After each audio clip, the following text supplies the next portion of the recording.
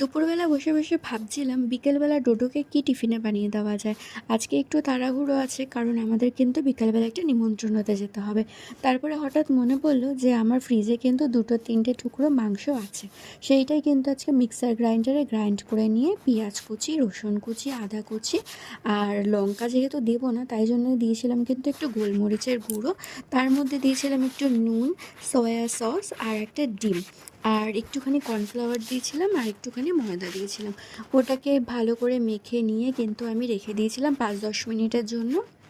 তারপরে তোমাদের দরকার অনুযায়ী রাখবে, না দরকার হলে রাখবে না, এমন কিছু নয় কি যেটা রাখতেই হবে।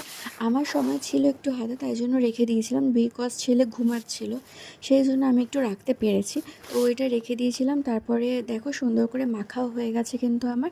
তারপরে একটুখানি তেল নিয়ে আমি আলাদা করে একটাকে ফ্রাই করে দেখেছি যে নুনটা ঠিক আছে কি না। তারপরে ওটা কিন্তু আমি হাজব্যান্ডকে খাইয়েছিলাম যে দেখো আগে চেক করে নুনটা ঠিক আছে কি না। তারপরে কিন্তু আমি সবগুলো ভেজে নিয়েছিলাম।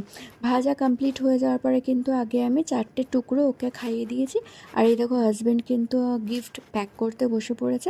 আর আমার মহারাজকে দেখো, যেই ওর পাপা এসেছে, যে জামা কি পরবে বুঝতে পারছিল না, তো ও কী করেছে সব টেনে টেনে বার করে নিয়েছে আলমারি থেকে। বার করে এবার ও ওখানটায় ঢুকবে, খুব চিৎকার করলো। তারপরে গিয়ে হাজব্যান্ড একটু কাছাকাছি এনে দেওয়ার পরেও কিন্তু নিজেই ঢুকে গেল ভিতরে। ঢুকে গিয়ে তারপরে ও ওখানটায় বসে কিন্তু মজা করছে, আর মাঝে মধ্যে চেষ্টা করছে কি করে বাইরে আসা যায়। এই দেখো এবার লাস্ট আর বসবে না, তখন ওর পাপা ওকে কিন্তু টেনে আবার বাইরে বার করে নিয়ে আসলো। দুপুরবেলা বসে বসে ভাবছিলাম বিকেলবেলা ডোডোকে কি টিফিনে বানিয়ে দেওয়া যায়।